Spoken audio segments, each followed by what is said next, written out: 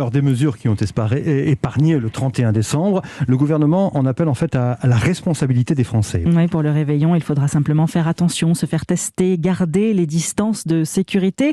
La population, cependant, a du mal à suivre et oscille entre soulagement et incompréhension. À Lille, le reportage de Maximilien Carlier. À la sortie du marché de Noël, plein centre-ville, Christine, originaire d'Avignon, en vacances dans le Nord, elle est écœurée par ces nouvelles annonces du Premier ministre. C'est bien dommage pour tous les restaurateurs, pour tous les cafetiers, pour les cinémas qui se sont embattus et qui n'arrêtent pas de changer les protocoles. Et les énièmes protocoles, on ne sait plus où on en est, on ne sait plus si le vaccin sert à quelque chose et donc on est très désorienté. Le seul point positif selon cette enseignante, la rentrée scolaire pas reportée, mais il n'y a pas de couvre-feu non plus pour le réveillon de la Saint-Sylvestre.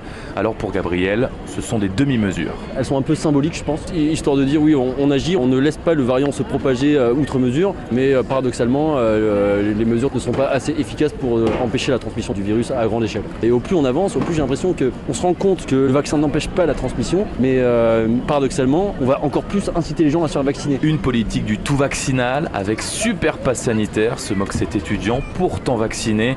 Lui aurait préféré voir des purificateurs d'air dans les boîtes de nuit pour qu'elles puissent rester ouvertes. Lille, Maximilien Carlier, Europe 1.